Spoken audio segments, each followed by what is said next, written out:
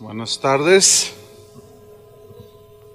Quiero invitarle a que vaya abriendo su Biblia, aunque en la pantalla van a aparecer los textos. Segunda de Pedro, capítulo 1, versículo 5. Voy a hablar en esta enseñanza sobre el tema el cristiano y la calidad moral, la excelencia moral. Y vamos a leer segunda de Pedro 1:5. Dice así: vosotros también, poniendo toda diligencia, por esto mismo añadid a vuestra fe virtud.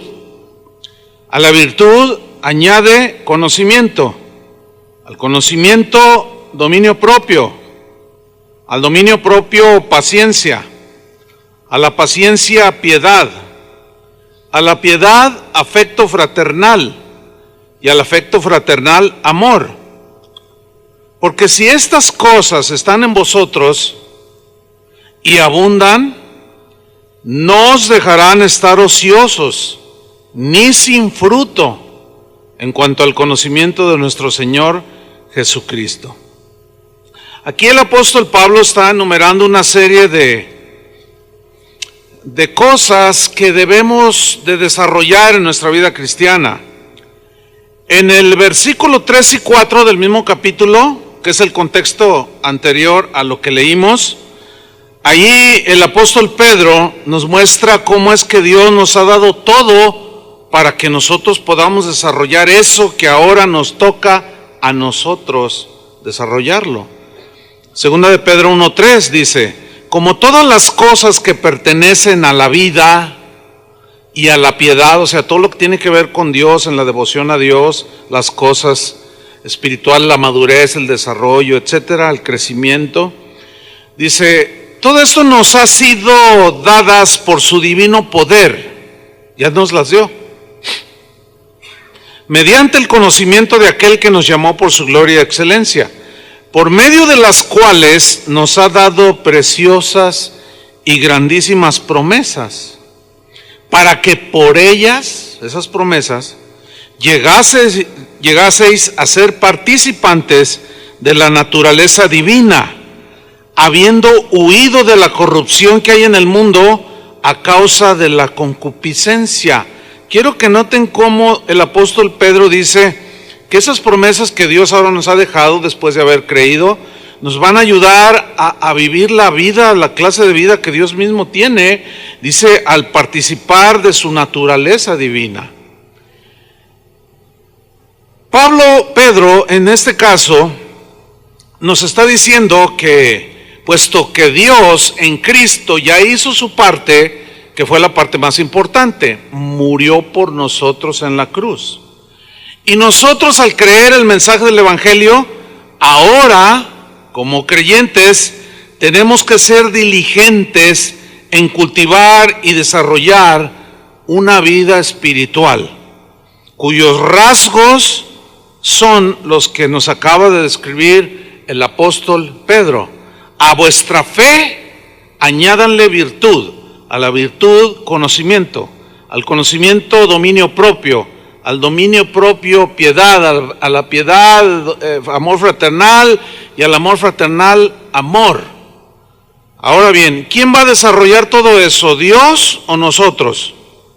Nosotros, porque sabemos que la salvación es para todo aquel que cree. Sin embargo, Él no forzó a nadie para convertirse a Él o para que creyera en Él, no.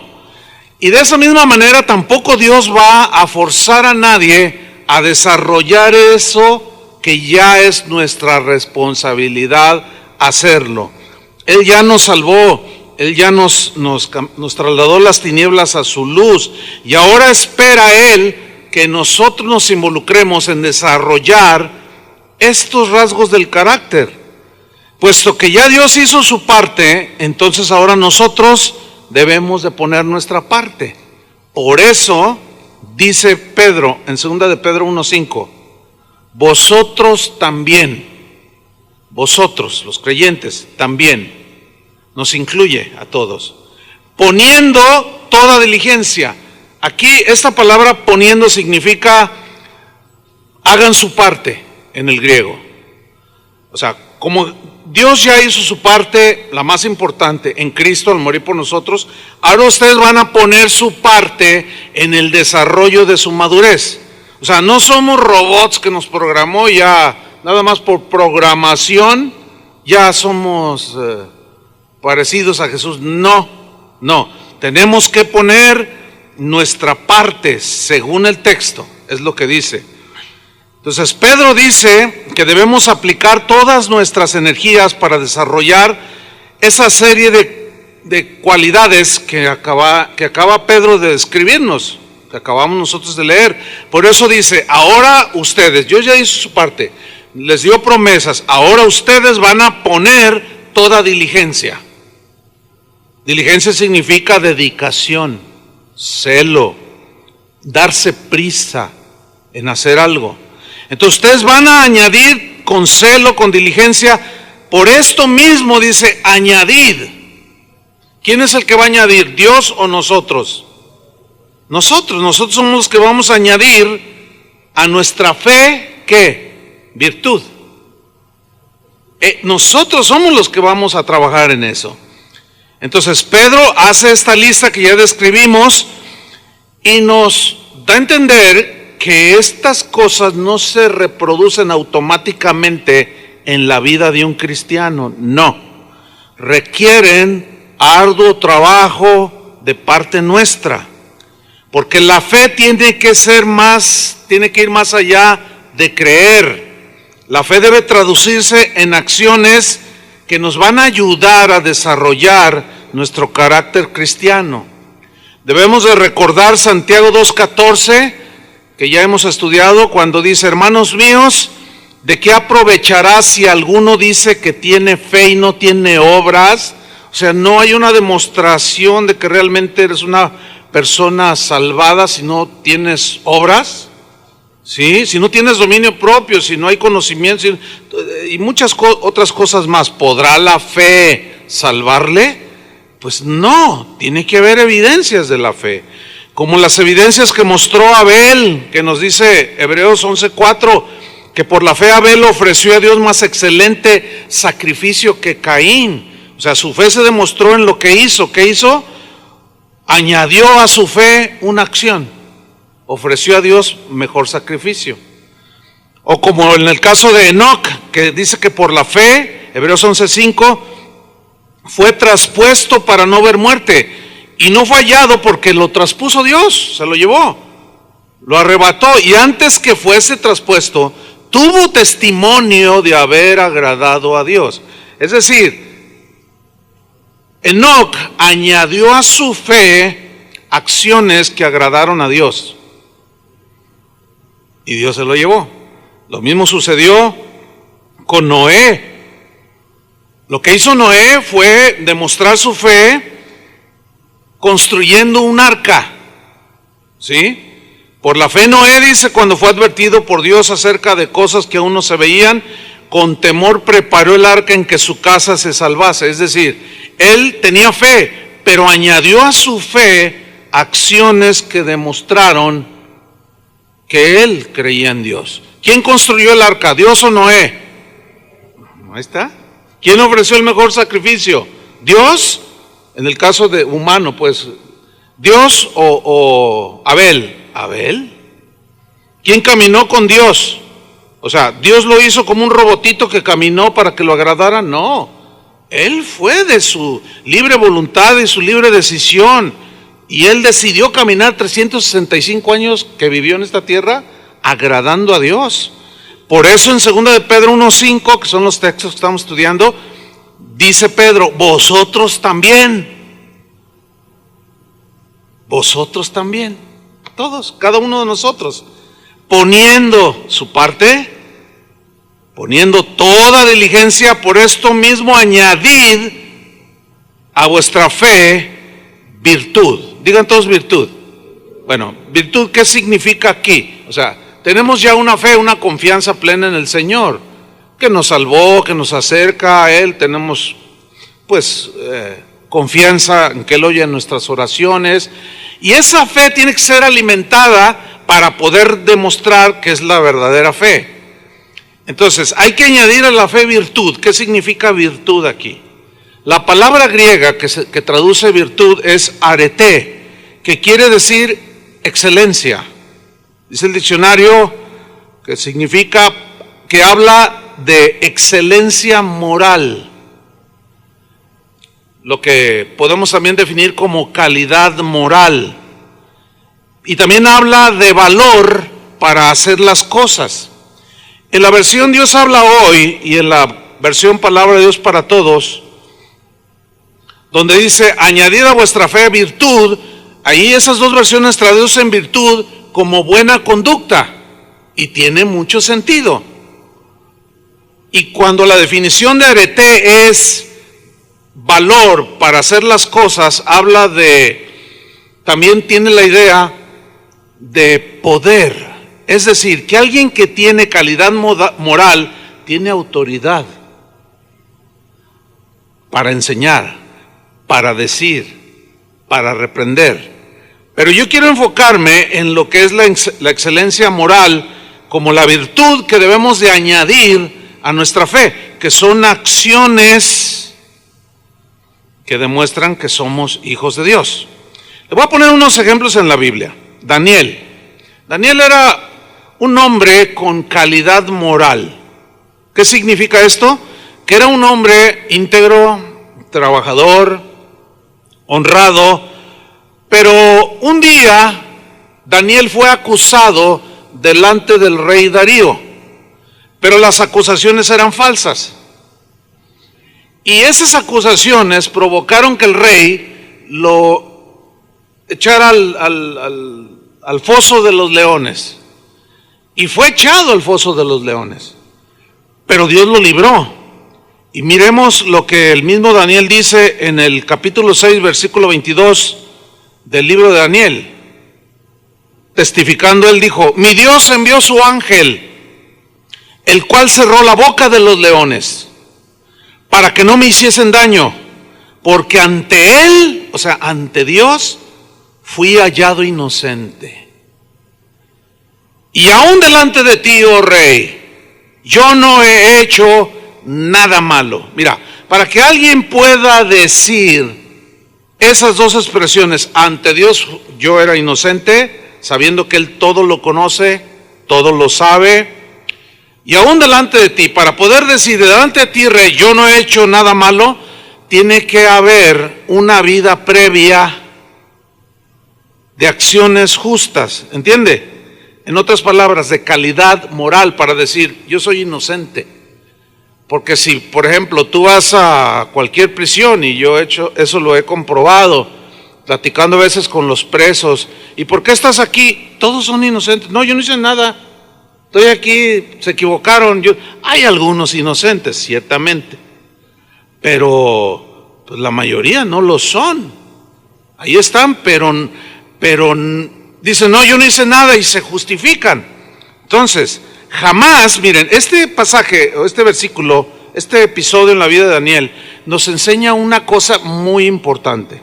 Sígame con atención. Así como a Daniel, siendo él un hombre de calidad moral, no pudo evitar que lo acusaran falsamente. Desgraciadamente, así son las cosas en este mundo por nuestra imperfección. No podemos evitar las descalificaciones que los demás hagan de nosotros. Por ejemplo, yo pensando en este principio extraído de este pasaje de Daniel, yo dije, no, de verdad, pues él era un hombre íntegro, etcétera, y él tenía calidad moral para decir, yo soy inocente. Ciertamente lo era, pero no pudo evitar que lo acusaran falsamente. Y es algo que no podemos evitar, hermanos. Yo, por ejemplo, pensando en cosas que a veces dice la gente, pues para algunos soy el anticristo, para otros soy espía del Vaticano. De verdad, se lo digo así gente que opina de mí. La última que me acaban de decir es que yo soy un dictador, que los tengo a todos ustedes asustados. Miren nomás, todos están asustados. pero me dijeron, no, si ya supimos que tú pisoteas a la gente, así me dijeron.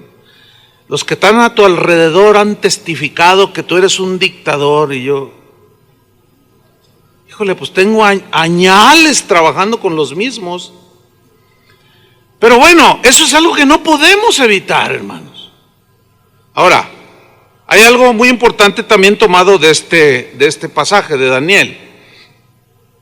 En realidad no debemos de preocuparnos la opinión que los demás tengan de nosotros. ¿Por qué? Porque pues imagínate, yo sé que aquí mismo tienen opiniones diferentes de unos de otros, de mí mismo, y a lo mejor hasta yo de ustedes. Pero eso no debe preocuparnos sobremanera. ¿Por qué? Porque en nuestras apreciaciones nos podemos equivocar. ¿Están conscientes de eso? ¿Ustedes creen que yo soy el anticristo? Pero algunos creen que sí. Bueno, evidentemente pues están equivocados. Yo no soy el anticristo, imagínense. Entonces, ¿qué debo de hacer? No preocuparme, porque no puedo evitar que los demás tengan opiniones sobre nosotros o sobre uno. Lo que debemos de preocuparnos es la opinión que Dios tenga de nosotros, porque a fin de cuentas el único que conoce el corazón, el único que conoce las intenciones del mismo corazón, el único que conoce las acciones en público, en privado, Dios es el único que sabe lo que tú haces cuando estás solo. Él es el único que sabe lo que haces cuando estás en tu casa con tu familia. Él es el único, y en realidad la opinión que nos debe de preocupar es la opinión que Dios tenga de nosotros. ¿Qué opina Dios de nosotros? ¿Qué opina Dios de mí? Podemos tener cierta apariencia para que la gente opine bien de nosotros, pero déjenme ponerles un ejemplo de esto. Job, capítulo 1, versículo 8. Job, no cabe la menor duda, era un hombre de excelencia moral, de calidad moral, de conducta irreprensible. Sin embargo, también fue acusado falsamente por sus amigos. Pero vamos a ver lo que Dios opinaba de Job. Dice en Job 1:8, y Jehová dijo a Satanás, ¿no has considerado a mi siervo Job, que no hay otro como él en la tierra? Varón perfecto significa varón íntegro. Mira lo que Dios está diciendo de Job, varón recto, dice. Varón temeroso de Dios, y Job es un varón apartado del mal. ¿Qué les pareció eso? ¿Por qué Dios dijo eso de Job? Porque lo conocía. Y esa era la opinión, y la opinión de Dios es totalmente objetiva, certera y verdadera. Los demás se pueden equivocar en sus juicios contra uno. Nos podemos equivocar nosotros también en nuestros conceptos y opiniones de los demás, pero Dios no.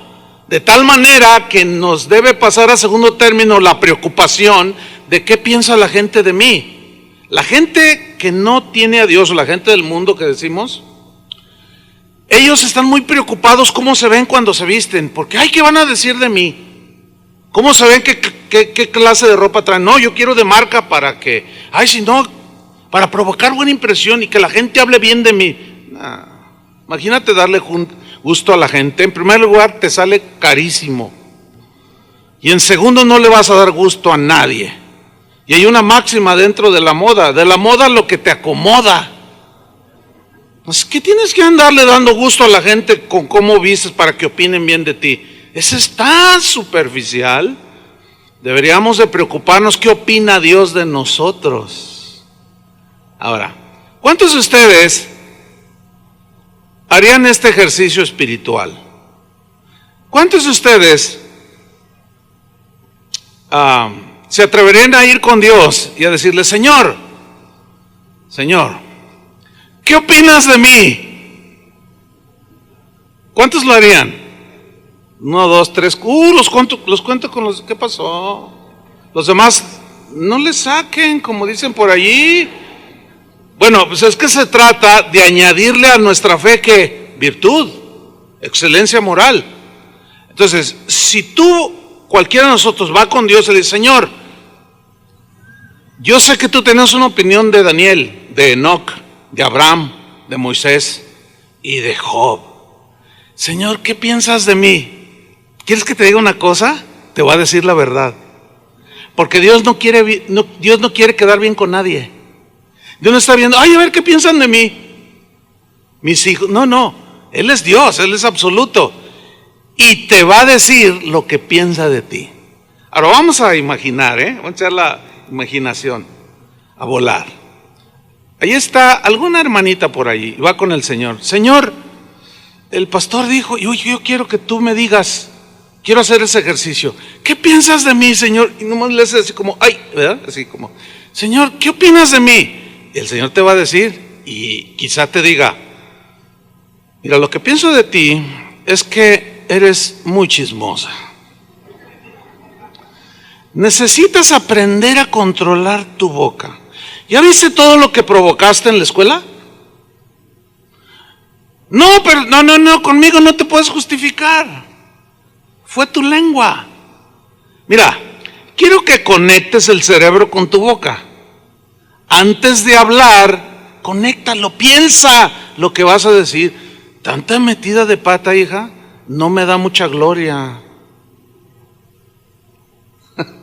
Las hermanas, algunas. Probablemente yo no lo sé. No, es que nos va a decir lo que piensa de nosotros. ¿Sí? Señor, ahí está otro hermano. Señor, dime la verdad. Como si Dios mintiera.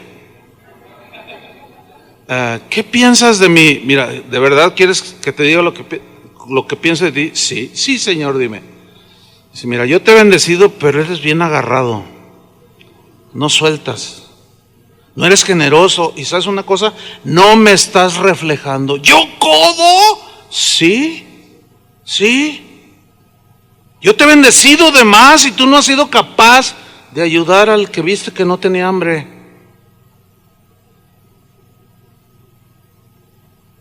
Entonces esa es la opinión que tienes de mí. Sí, que eres bien cocodrilo. Dios no tiene ningún empacho en decirnos la verdad, como no lo tuvo cuando dijo la verdad sobre Enoc, sobre Abraham, sobre Moisés, sobre Daniel, sobre todos los hombres. Cuando fallaron también les dijo lo que opinaban. Entonces, a fin de cuentas, lo que nos debe de preocupar es lo que Dios piensa de nosotros, ¿no es cierto? Y eso nos va a ayudar porque Dios siempre nos va a hablar con la verdad. Y generalmente lo hace a través de la lectura de la palabra de Dios, a través de la predicación, ¿sí? A través de tu comunión con Dios, siempre nos va a decir. Y nosotros tenemos que apuntalar eso para poder añadir a nuestra fe virtud, calidad moral, excelencia moral. Proverbios 31 es un cuadro muy descriptivo de lo que se conoce como la mujer virtuosa. No vamos a leer todo el capítulo, pero la calidad moral de esta mujer que describe aquí la hizo una mujer excelente en todas las áreas de su vida, porque según Proverbios 31 dice que esta mujer era una mujer sabia. Una mujer sabia, o sea que sí conectaba el cerebro con la boca y se conducía con sabiduría, no era necia, era sabia. Era una mujer previsora. Dice que antes de llegar el invierno le fabricaba suéteres abrigadores a sus hijos, previsora. Dice que era una mujer confiable, que su marido confiaba en ella. Dice que era una mujer trabajadora, de un espíritu afable, amable. Dice que era generosa, porque aún repartía a los demás de lo que Dios le daba a ella. También dice que era una buena administradora. Dice que era cuidadosa de su casa, que no era nada fodonguita. Era cuidadora de su casa, la tenía siempre impecable la casa, bien limpia. ¿Están oyendo? Cuidaba a sus hijos, era temerosa de Dios. Oiga, esta mujer cuando hablaba, la respetaban. Aún dice que los hombres cuando la miraban, la respetaban. Su marido dice que la alababa, significa la respetaba. Entonces la calidad moral habla de la calidad de vida que se vive, y que cuando alguien dice o hace algo tiene calidad moral y es respetado, porque la gente sabe y dice, no, es que esa mujer cuando enseña de respetar al marido, hazle caso porque ella respeta al marido. ¿Me estoy explicando? Ahora, Jesús, por otro lado, Él reprobó la calidad moral de los fariseos. No la aprobó. Y miren lo que dijo en Mateo 23:1. Dice que entonces habló Jesús a la gente y a sus discípulos, o sea, a todos les habló, diciendo, en la cátedra de Moisés, o sea, en la enseñanza de Moisés, que era fundamentalmente los 10 mandamientos que Dios le había entregado en el monte Sinaí, en la cátedra de Moisés se sientan los escribas y los fariseos. O sea, ese es su fundamento. De eso es lo que hablan ellos, de la ley que Dios le dio a Moisés. Está diciendo Jesús. Versículo 3. Así que, por consiguiente, como es palabra de Dios, dice, todo lo que os digan que guardéis, guardadlo y hacedlo. Porque era la palabra de Dios. Pero luego mira lo que viene en el versículo. Mas no hagáis conforme a sus obras, porque dicen y no hacen. O sea, algo estaba mal en las vidas de estos escribas, de estos fariseos, cuya responsabilidad era estudiar la palabra de Dios, escudriñarla, enseñarla al pueblo, pero también ellos estaban incluidos para vivirla. ¿Entiende? Entonces Jesús les dice, ellos cuando les enseñen acerca de los mandamientos de la cátedra de Moisés, hagan lo que les dicen porque es palabra de Dios, pero no hagan lo que ellos hacen. Porque muchas veces cuando encontramos a alguien que no tiene calidad moral, lo descalificamos. Pero si está dando un buen consejo, toma el buen consejo, pero no hagas lo que él hace. ¿Me expliqué? Porque luego, no lo hago, pues mira, él no lo hace. No. Alguien dijo, no esperes que el otro sea buen cristiano para entonces tú poder ser un buen cristiano. No, tú sé buen cristiano.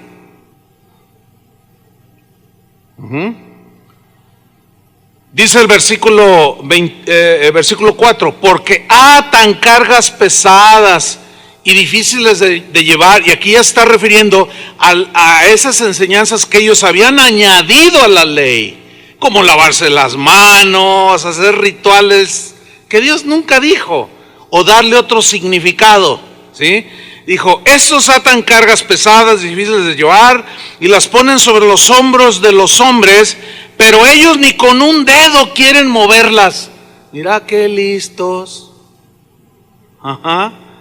Y tenían tan mala reputación, hasta la fecha, los fariseos tienen tan poca credibilidad que cuando alguien quiere catalogar a alguien o le pone un adjetivo así como para decir, no seas hipócrita, fariseo te dicen.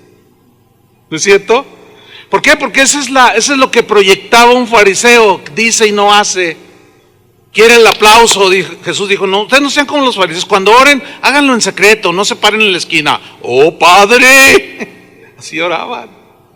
Tú entra en tu aposento y cerrada la puerta, ora a tu Padre en lo secreto. Cuando des algo a un necesitado, cuando des una limosna, no toques trompeta, miren lo que estoy dando, y con el cheque de 3 metros, ¿verdad? A Televisa, así, tómenle la foto. No, dice, tú hazlo en secreto acá, no se tiene que enterar nadie. No sean hipócritas, están aparentando ser lo que no son, y eso es lo que el Señor condena. Entonces, como el Señor sabe nuestras vidas, Él sabe el nivel de calidad moral que cada uno de nosotros tiene.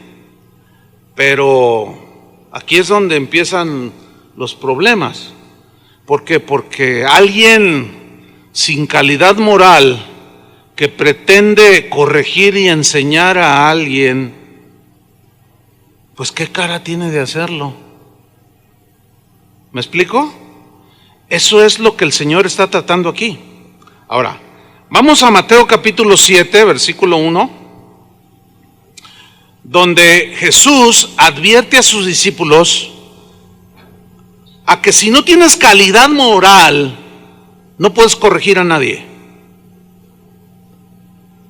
Si no hay calidad moral para juzgar a otros sus malas acciones, no. Por ejemplo, ¿qué calidad moral tiene un borracho para irle a decir a otro borracho: oye, compadre, ya no te emborraches? El otro: ay, compa, le va a decir: ay, compadre, el burro hablando de orejas, dicen.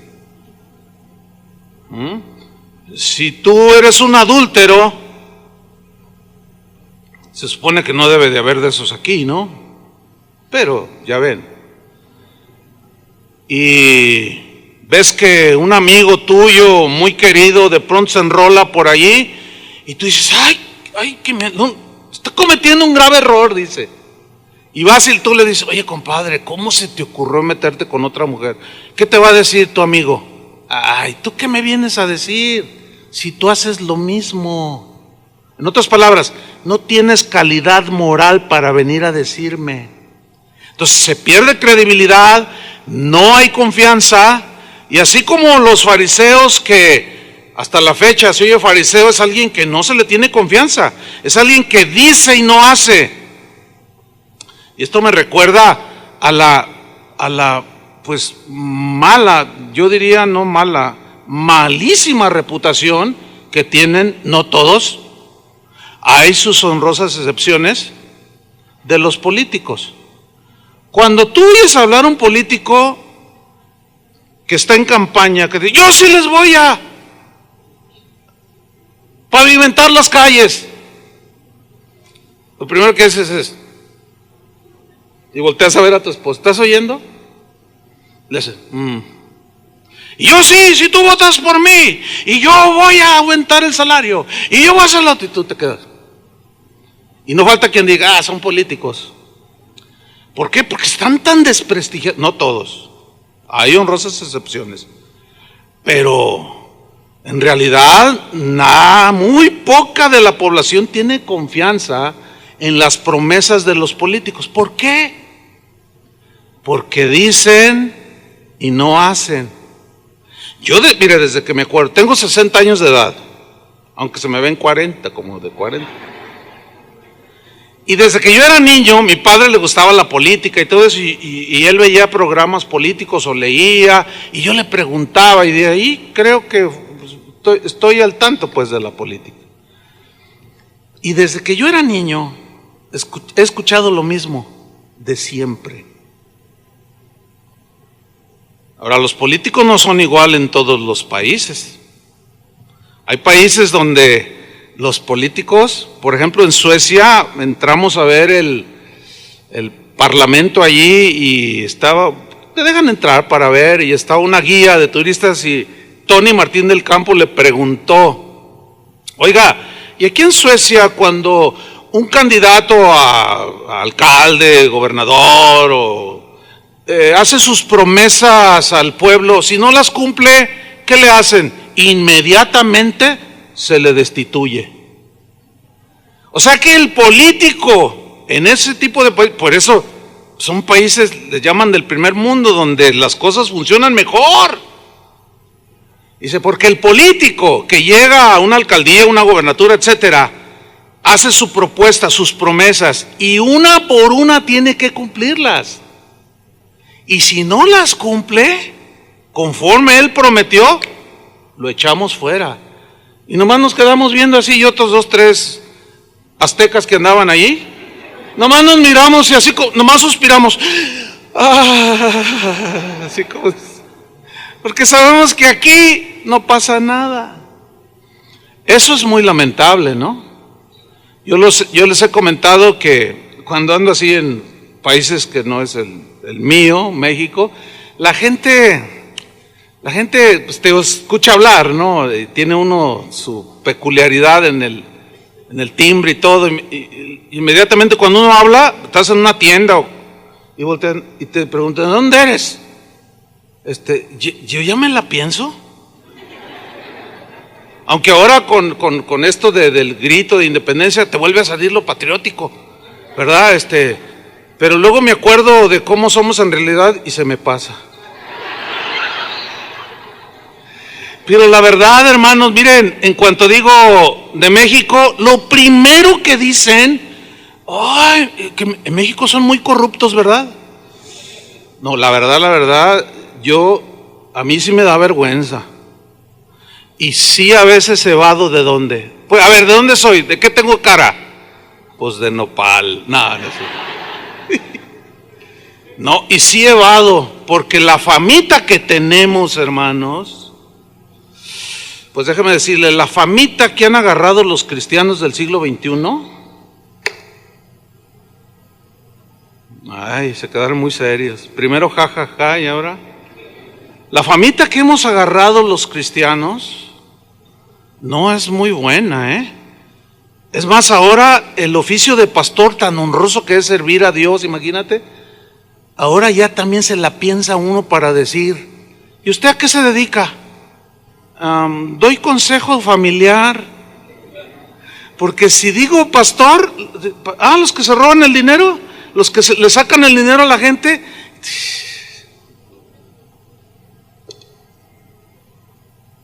¿todo por qué? Porque no hay calidad moral, no hay añadidura a la fe, no hay virtud, no hay ese añadir excelencia, calidad moral, no la hay.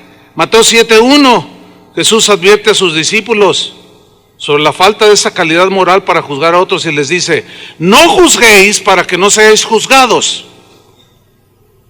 Porque con el juicio con que juzgáis seréis juzgados y con la medida con que medís os será medido. Ok, si leemos hasta ahí no vamos a poder entender el pensamiento de Jesús. Porque si lo leemos nada más versículo 1 y 2, parece decir como que no le corrijas a nadie una conducta errónea porque tú no debes de juzgar. Entonces si ves a tu hijo que le respondió mal a la maestra, juzgar aquí significa discernir para corregir una acción errónea. No habla de juzgar para condenar al infierno, eso es solamente Dios, nosotros no. Entonces si no leemos completo nos quedamos con una parte de lo que el Señor Jesús dijo, pero errónea, que aparenta decir, no le corrijas a nadie, porque no juzgues.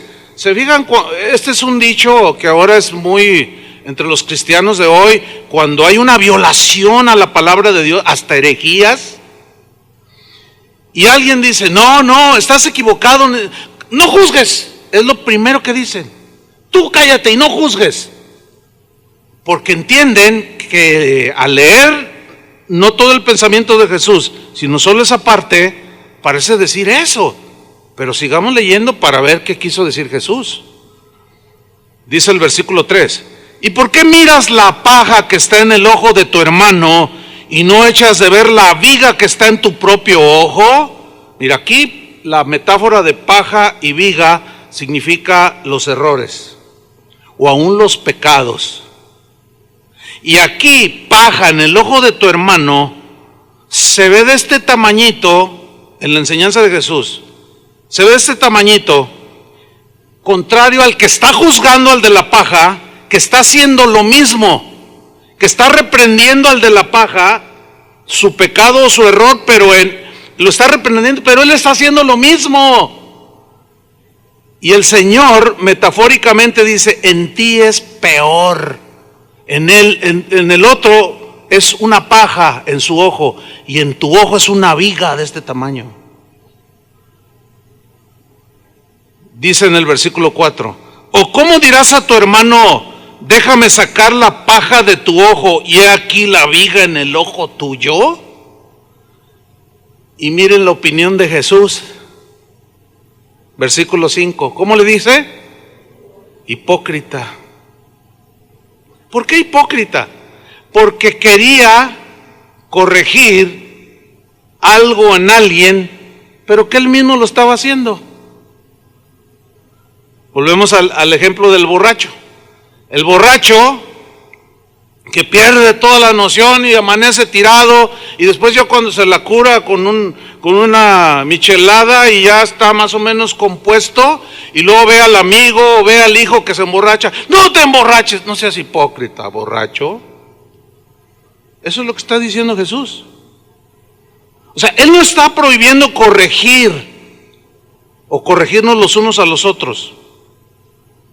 Así sea un chofer de la ruta, no sé qué, que se sube un viejito y órale viejo, órale rápido, llevo prisa, o mejor bájese, como uno que le dio un puntapié a un señor. Entonces, claro, las cosas están tan difíciles como para intervenir ahora, ¿no? Pero es una acción incorrecta, ¿no es cierto?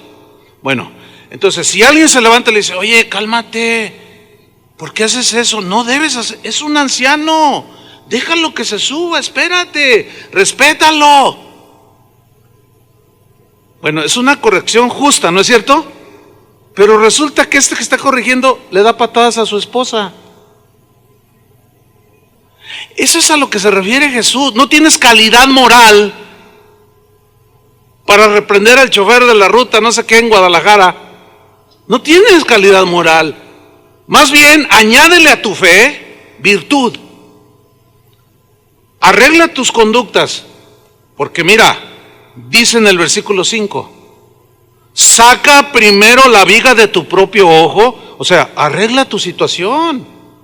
Si tú quieres corregir en los demás conductas incorrectas, corrige las tuyas primero. Si tú eres tacaño, volviendo a ese ejemplo, y tú ves que alguien está bendecido por Dios, y ambos ven una necesidad, tú no tienes, pero el otro sí, tú le dices, oye, qué tacaño eres, qué mala onda, que Dios te ha bendecido y que no sé qué. Pero tú a la vez eres tacaño cuando tienes, o sea, no hay calidad moral. ¿Me estoy explicando? Para decirle a alguien que corrija. No, el Señor dice, corrige primero, saca primero la viga de tu propio ojo. Ponte a cuentas con Dios, dile, Señor, ayúdame, quiero añadirle a mi fe acciones virtuosas. Quiero dejar de mentir, quiero dejar de enseñorearme, o quiero dejar de maldecir, o quiero dejar de aborrecer o de odiar. Entonces, una vez que arreglas tu asunto con el Señor y perdonas al que te ofendió, y de pronto te encuentras a alguien que lo miras con amargura, se siente ofendido, tú tienes calidad moral para ir y decirle, ¿sabes una cosa? Perdónalo. No, pero es que no. Y entonces tú le empiezas a explicar, es que mira, es que el Señor dice esto, además daña tu espíritu, tu corazón. Entonces, no, pero ¿y tú qué? Mira, yo estuve amargado, pero ahora yo, en el nombre del Señor, arréglate, cambia ya esa actitud. Ya tienes calidad moral para hacerlo. ¿Me estoy explicando? Antes no. Entonces, esto nos va a llevar, como dijo Pedro, Dios ya nos dio grandísimas promesas, pero ahora vosotros añadid a vuestra fe virtud, a la virtud o a la calidad moral, conocimiento, al conocimiento dominio propio, al dominio propio paciencia, a la paciencia y etcétera, etcétera. Y así es como vamos creciendo, hermanos. ¿Sí? Entonces termina Jesús diciéndole, saca primero la viga de tu propio ojo y entonces, una vez que ya arreglaste tu situación, verás bien para sacar la paja del ojo de tu hermano. O sea, entonces le vas a poder ayudar, pero con calidad moral para hacerlo. Una vez, hace unos años, en una reunión de pastores, yo les pregunté, pastores, ¿ustedes desean que sus ovejas sean fieles con sus ofrendas y diezmos para que la obra de Dios siga pues adelante y no se detenga. ¿Cuántos de ustedes están detenidos en proyectos, en enviar misioneros porque las ovejas no son fieles en sus diezmos y ofrendas? Y levantaron la mano. Sí, yo batallo, decían. ¿Ustedes quisieran que sus ovejas fueran fieles en diezmar y en ofrendar? Y todos dijeron, sí, amén. Entonces les dije, ¿y cuántos de ustedes diezman? Y se quedaron callados. Les digo, miren. A ver, sí, con sinceridad. ¿Diezman? Empezaron así. Y dije, caray, algo anda mal aquí. O sea, yo me paro aquí el domingo a decirles que sean fieles en sus diezmos y ofrendas. Y resulta que yo no diezmo, ni ofrendo. Mira, qué bonito pastor. ¿Cómo lo llamaría Jesús? ¿Qué opinaría Jesús? ¿Cómo los llamaría? O sea, ¿cómo se exige si uno mismo no lo hace? Imposible, no va a pasar nada. Pero eso sí, llega el domingo y se para el pastor y se van a ir al infierno los que no diezman. ¡Infieles! Y ya Dios me reveló. Y hasta se le salta la vena aquí. Unos gritotes que pegan por los que no diezman y él no lo hace. No. ¿Qué calidad moral tiene un pastor que no da? ¿Qué calidad moral tiene de decirle a la gente, o aún de regañarlos o de exigirles que ellos den? Ninguna. Ahora, miren, estoy poniendo ejemplo también de pastores, o sea, para que la balanza se equilibre, porque tiene que ser uno autocrítico también, ¿sí o no? Tenemos que ser autocríticos, analizarnos nosotros mismos. No siempre las ovejas son las que son descarriadas, también habemos pastores que de cuando en cuando ahí se descarrían algunos. No, saca primero la viga de tu ojo y entonces podrás ver bien para poder ayudar al otro, y le sacas la paja de su ojo. El apóstol Pablo entendía el mismo principio y también reprobó la calidad moral de los judíos. Fíjate, los judíos, ellos decían que por ser el pueblo elegido de Dios, ellos eran favorecidos por Dios. Ellos tenían pensamientos muy, por ejemplo, ellos solían decir, Dios ama más a Israel que cualquier otra nación del mundo, y hasta la fecha lo dicen algunos. Somos el pueblo elegido, dicen. Ellos dicen, Dios juzgará a los gentiles con una medida y a nosotros los judíos con otra. Claro, a los gentiles los manda al infierno, y a nosotros no, porque somos su pueblo elegido. Ellos decían, todos los israelitas tendrán parte en el mundo venidero. Fíjense, ellos tenían una creencia muy extraña. Ellos decían que de dónde surgió no se sabe, pero ellos se pasaban una enseñanza tipo superstición, no sé cómo llamarle, que decían que Abraham estaba en las puertas del infierno, vigilando para que ni siquiera por error algún judío pudiera ser echado al infierno.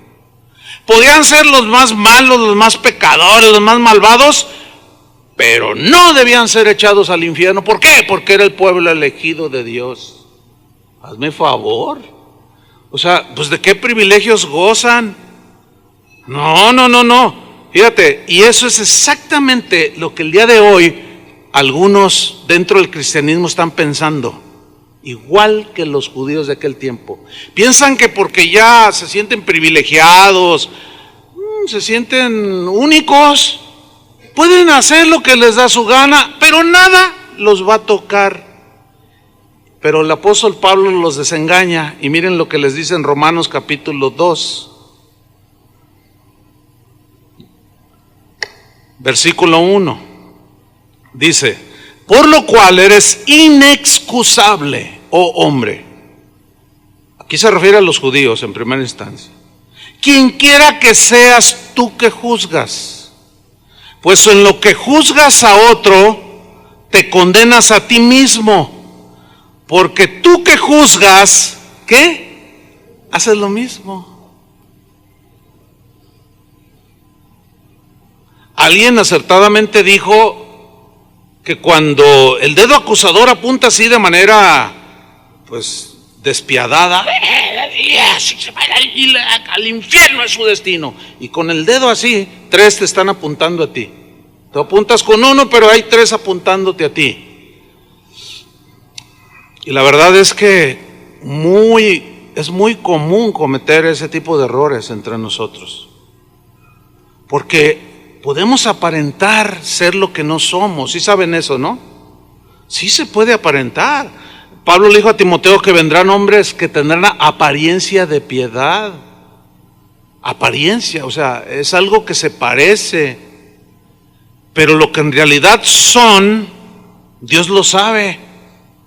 Y quizás no todos los humanos o los vecinos o los que le rodean lo saben por la apariencia que proyecta, pero Dios conoce todo, ¿sí o no? Déjeme contarle una historia que es lamentable.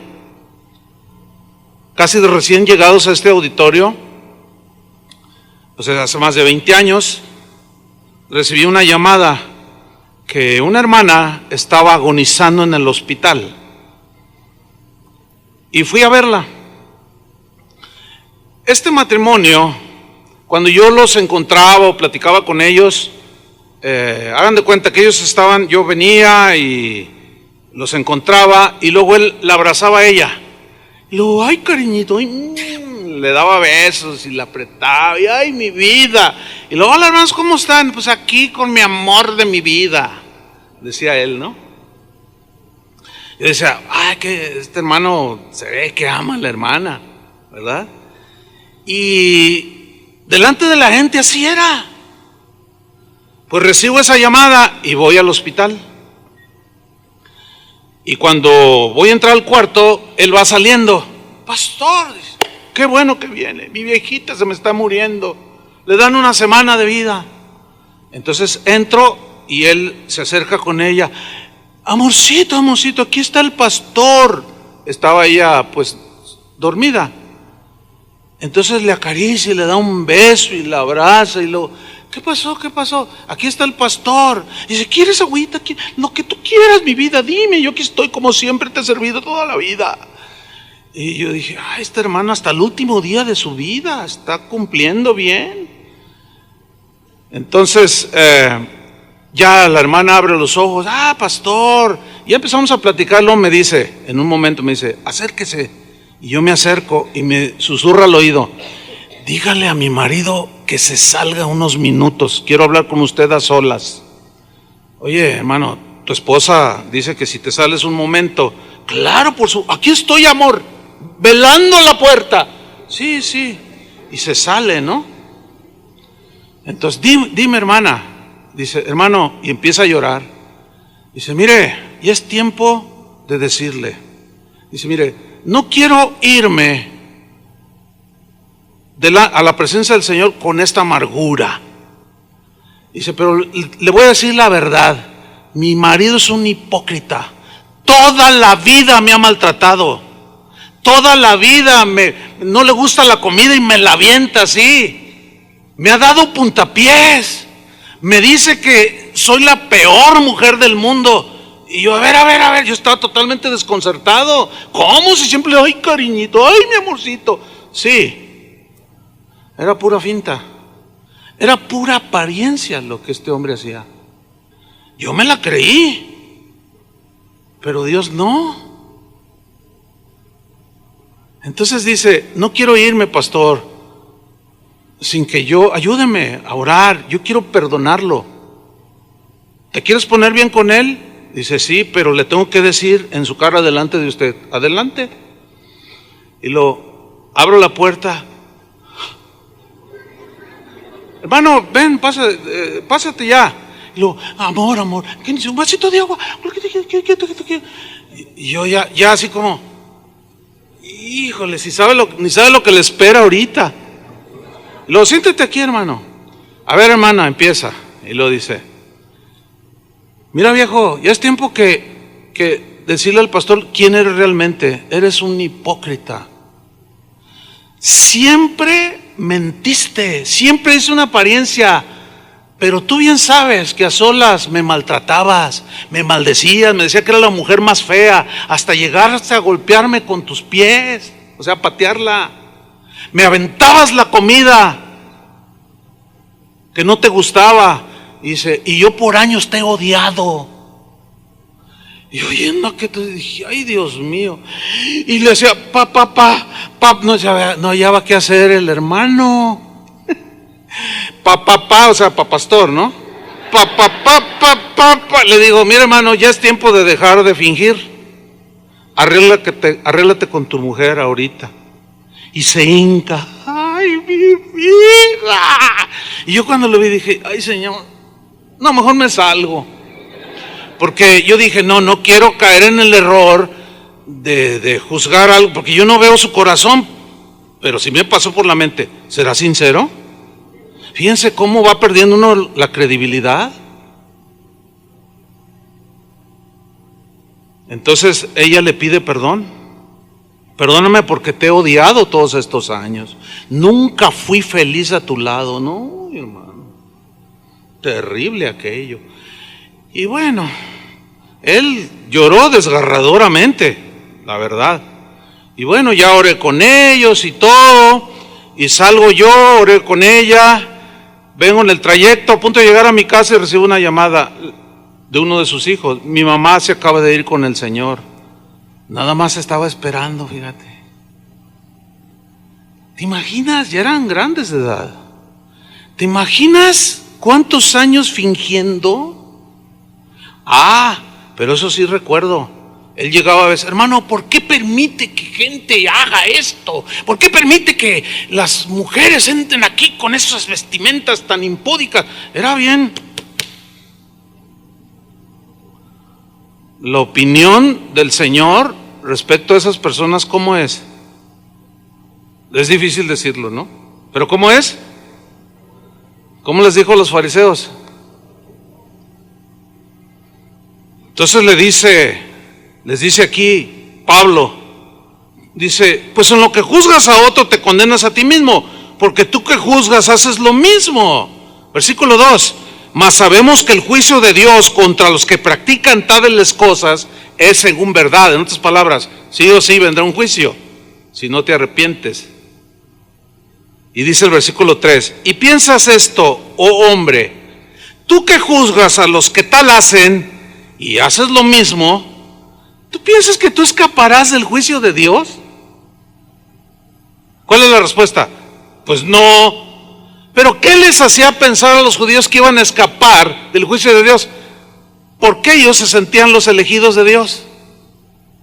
Y podían hacer lo que fueran, señalaban, descalificaban a todos, hacían lo mismo que todos y se ponían muy dignos. Y pasaba un samaritano, perro. ¿Entiende? Y luego cuando Jesús hablaba con las mujeres, ay, con una mujer, y es samaritana, hasta los mismos discípulos cayeron en eso. Terrible eso. Dice, bueno, tú que juzgas y condenas a otro, tú lo estás haciendo, ¿tú crees que vas a escapar del juicio de Dios? Miren, les aseguro que Pablo no estaba jugando. Y yo les digo ahora, en el nombre del Señor Jesucristo, aquellos que creen que porque se sienten una raza especial y pueden hacer lo que quieran con el pretexto de que soy el privilegiado del Señor, y haces lo mismo y juzgas y pones el dedo y haces y deshaces, ¿piensas que escaparás del juicio de Dios? Es el mismo texto que estoy usando. No, corrige. Este era un gran error que tenían los judíos. Y hoy muchos de ellos de ese tiempo están en el infierno. Sigo leyendo. Versículo 4. ¿O menospreciáis las riquezas de su benignidad y paciencia? O sea, del Señor. Y longanimidad, ignorando que su benignidad te guía al arrepentimiento. O sea, Dios quiere que nos arrepintamos y corrijamos para añadir a nuestra fe, ¿qué? Calidad moral, virtud. Y corrijamos. Versículo 5. Pero por tu dureza y por tu corazón no arrepentido, atesoras para ti mismo ira para el día de la ira y de la revelación del justo juicio de Dios, el cual pagará a cada uno conforme a sus hechos. Eso significa conforme a sus obras. O sea, lo que hicimos fue lo que realmente vivimos, no lo que aparentábamos. Ahora, vamos al versículo 17 para que vean cómo se estaba dirigiendo a los judíos que se creían privilegiados. Dice, he aquí tú tienes el sobrenombre de judío. Es el mismo capítulo, Tú tienes el sobrenombre de judío y te apoyas en la ley y te glorías en Dios. Somos los elegidos, aleluya. Fíjate, ellos decían, ningún pueblo como Israel, naciones paganas, Israel, pueblo santo de Dios. Y si era cierto, pero lo que ellos juzgaban de que aquellos idólatras, ¿que no se hicieron un becerro de oro? ¿Que no adoraron la serpiente que Moisés había hecho de bronce? ¿Que no se volvieron a los ídolos en varias épocas de la historia de Israel? Y decían ídolos, es como ahora nosotros decimos, yo ya no soy católico, dicen algunos, ya no adoro monos, ya no adoro estatuas. Pero si adoras al predicador. ¿Ya ven? Entonces, sí, ¿y qué? ¿Pensamos que no va a pasar? No, o sea, no podemos decir de esa manera cuando vemos una procesión, idólatras, ay, pobres idólatras. Porque aún la avaricia es idolatría, dice la Biblia. También en el cristianismo ya tenemos nuestros ídolos, así como los del mundo tenían a Juanga como el divo, a Juan Gabriel, y se les murió y ¡ay! Se murieron muchos de ellos también junto con él. Y aún uno que otro cristiano, como les comentaba hace 8 días, que pusieron en sus face, ay, ahorita ya está cantándole Juanga al Señor. O sea que cualquiera entra al cielo, viva como viva. No, error. Entonces, no, a veces nos ponemos en posiciones muy pues equivocadas, muy temerarias, porque estaríamos haciendo lo mismo que estamos juzgando en los otros. Porque hay cantantes cristianos que se les tiene como ídolos. No me diga que no. Hay predicadores. Mire, una vez una hermana de aquí me dijo, ay pastor, usted se quedó corto con lo que a veces nos ha enseñado, corrigiéndonos, pero fui al concierto de cierto cantante aquí en la ciudad, y yo compré un lugar VIP, o sea, de los de mero delante, le costó 2,500 pesos por ir a ver a su cantante cristiano favorito. Y si estaba yo como en la tercera fila de las primeras. Mira, hermano, cuando salió el cantante, hubiera visto lo que las hermanitas le gritaban. No aguanté más que 2 canciones y me salí. Dice, no le quiero decir qué le decían, pero haga de cuenta que salió Luis Miguel al escenario. El problema es que los mismos cantantes ya lo reciben y se la creen. ¿Cómo no van a oír los gritos de las que están ahí, de las locas que están ahí al frente? Pero una cosa lleva a la otra. Pero eso sí, llega el 12 de octubre allí la llevada de la Virgen, ¡idólatras! Bájenle y hay que corregirle. Es mejor, ¿no? ¿Sí o no? Aunque nos duela, digo, pues es que así son las cosas. Si queremos añadirle a la fe virtud, si no, bueno, no va a pasar nada y se va a quedar así, postrado en el desierto. Sigo leyendo. Tú tienes el sobrenombre de judío y te apoyas en la ley y te glorías en Dios. Y conoces su voluntad e instruido por la ley apruebas lo mejor. Y confías en que eres guía de los ciegos. Le está diciendo a los judíos, ¿no? Dice, luz de los que están en tinieblas, instructor de los indoctos, maestro de niños, que tienes en la ley la forma de la ciencia y de la verdad. Tú pues que enseñas a otro, ¿no te enseñas a ti mismo? Tú que predicas que no se ha de hurtar, ¿hurtas? Tú que dices que no se ha de adulterar, ¿adulteras? ¿Y tú que abominas de los ídolos, cometes sacrilegio? ¿Piensas que vas a escapar? No, hombre, no gozas de ningún privilegio. Entonces la calidad moral que manifestaban estos judíos de este tiempo no estaba en el nivel que Dios quería. Porque ¿cómo se sentían mejores que las otras naciones si hacían lo mismo? Así igual nosotros. Santiago 3:1 dice, hermanos míos, no os hagáis maestros, muchos de vosotros, sabiendo que recibiremos mayor condenación. En la versión en lenguaje actual, Santiago 3:1 se lee así, hermanos en Cristo, no debemos tratar de ser todos maestros, pues bien sabemos que Dios juzgará a los maestros más estrictamente que a los demás. Y aquí es donde a mí se me ponen a temblar. Por eso a veces me agarro del púlpito, así para no caerme. Mire, yo podía evadir ese texto. ¿Sí o no? No, ¿para qué lo cito? Y evadirlo. Y poner otro. Pero si lo hubiera hecho, bueno, a lo mejor ustedes ni cuenta se daban. Y menos que algunos se duermen, menos. No, ni cuenta se hubieran dado. Que yo evado este texto. Pero ustedes creen que Dios, porque fue el Dios que me lo cruzó así. Pero te falta este. ¿Este también? Pues sí, ¿no? ¿Por qué? Porque se supone que todo predicador, todo maestro de la Biblia, que enseña algo es porque lo vive. Ay, Dios, ayúdame. Que nos ayude el Señor, ¿verdad, Julio?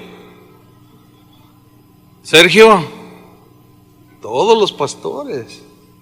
Mire, el asunto aquí es que cuando uno lee cosas como esta, en el caso de un pastor, uno puede hacer varias cosas. Una, no enseñarle la Biblia a los hermanos porque pues te estás dando cuenta que no la estás viviendo.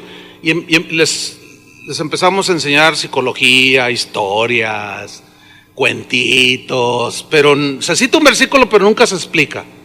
Se va de la enseñanza del evangelio porque compromete, ¿no? Porque si se enseña, ya al leer ese versículo yo sé que algunos de ustedes, y sobre todo los que a veces tienen el razonamiento más ejercitado, dicen, mire, el pastor, ¿verdad? Pues también él está incluido, claro, yo también estoy incluido.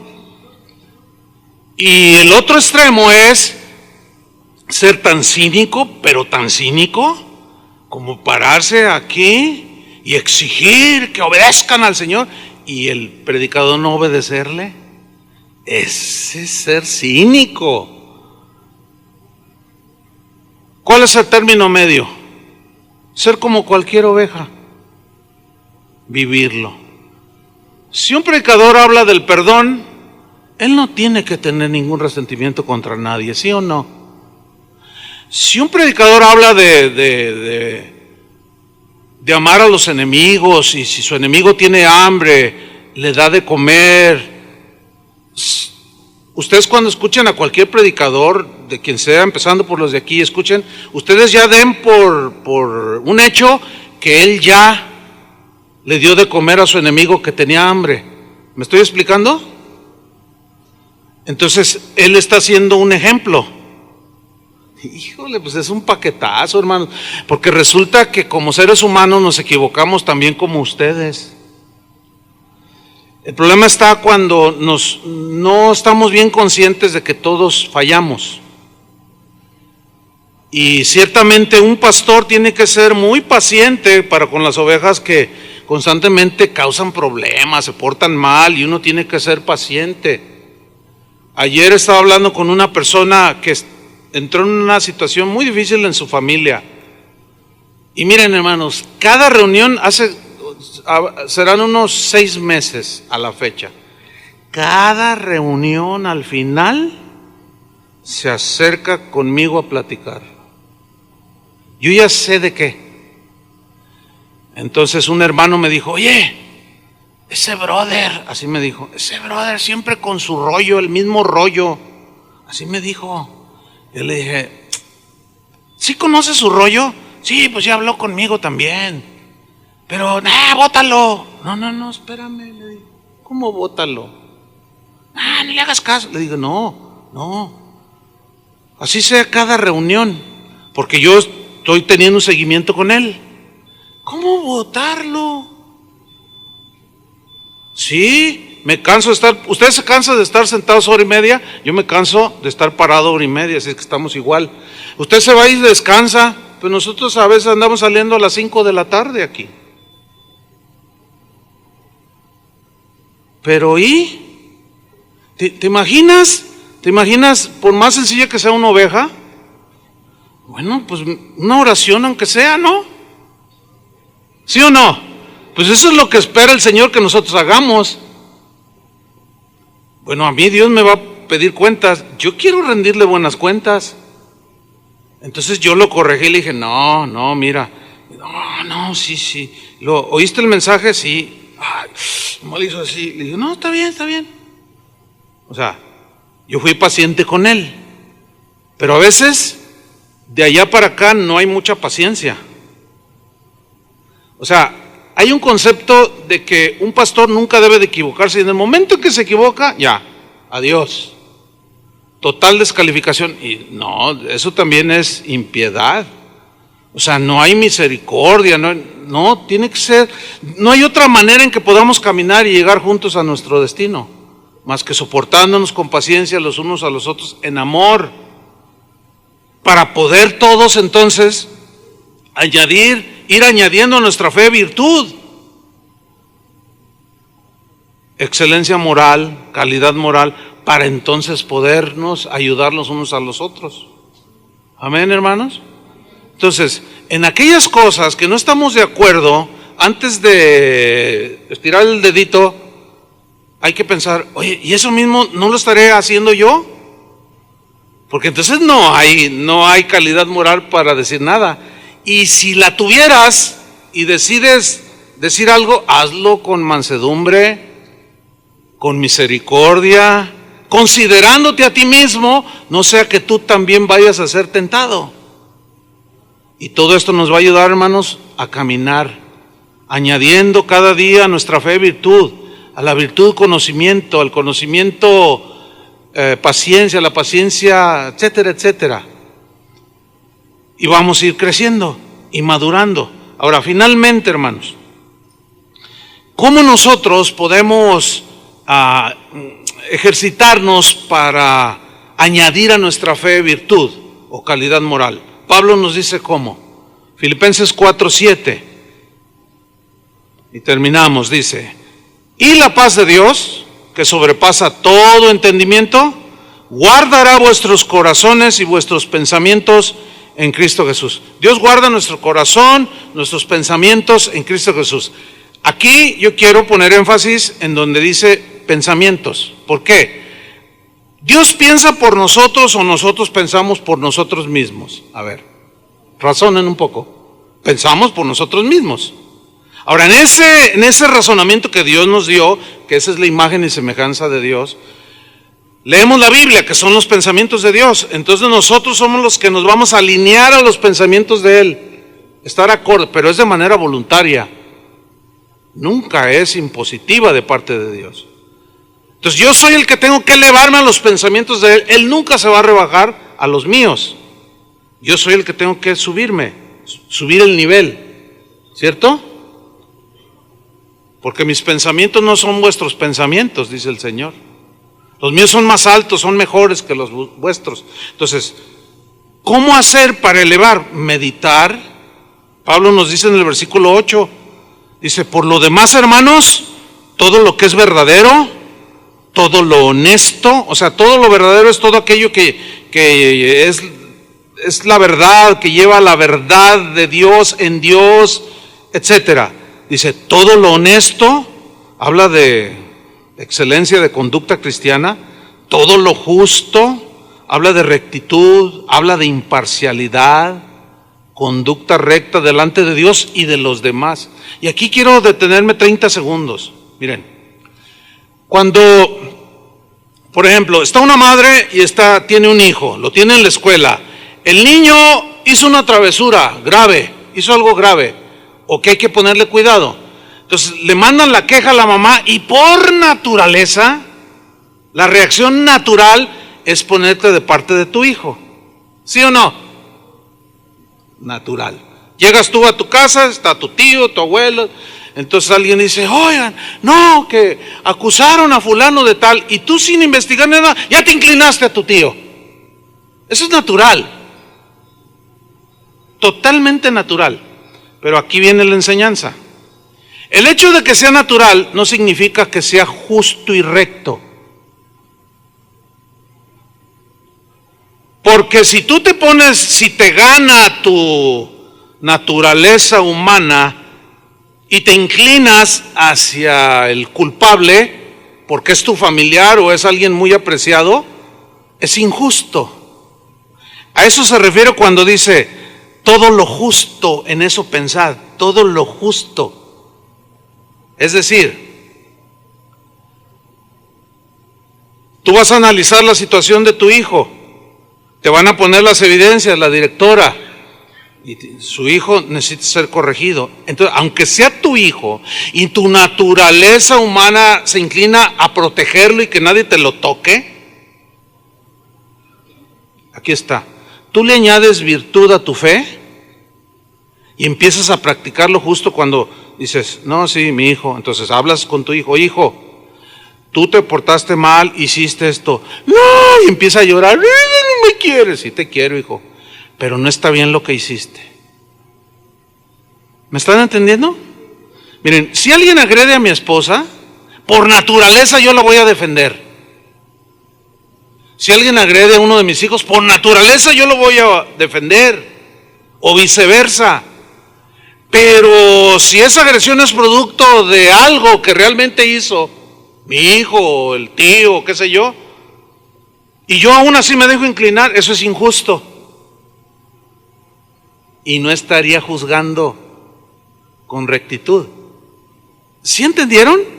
Es importante que lo hagamos, porque así debe ser. Una vez, me acuerdo, mi hijo tenía 12 años, David, que por ahí anda, y él estaba en el ministerio de alabanza, estaba con banderas, tenía 12 años, era un jovencito, y hizo algo que ameritaba disciplina. Entonces yo hablé con Chuy García en ese tiempo, dirigí el grupo de alabanza, le dije, oye, necesito, mira, mi hijo hizo esto, quiero que tú lo sepas, lo voy a disciplinar. Y hubo una reacción natural en él, ¿de veras? Así como diciendo, pero es tu hijo, ¿y qué? Y lo senté, y si está ahí por ahí mi hijo, ¿estás aquí? Que me diga, sí, lo senté. Bueno, error gravísimo. Que yo disciplinara a otros niños que hacen lo mismo y a él no. Se pierde la calidad moral. Entonces ya no sería lo puro, lo justo, lo honesto, sigue diciendo lo puro, lo amable, todo lo que es de buen nombre, si hay virtud alguna, sea algo digno de alabanza, en esto ¿qué? Pensad. Y la idea de pensar es meditar. O sea, todo lo vas a sopesar. Entonces, lo verdadero lo rescatas, lo justo lo rescatas, lo íntegro lo rescatas, y tú te inclinas a eso. Y a la vez que te vas ejercitando, nos vamos ejercitando en eso, es como vamos añadiendo a nuestra fe, ¿qué? Virtud, calidad moral. ¿Aprendieron algo, hermanos? Ese es nada más, un poco más de lo que el Señor añade a nosotros o nos exige, que nosotros ahora le respondamos a Él.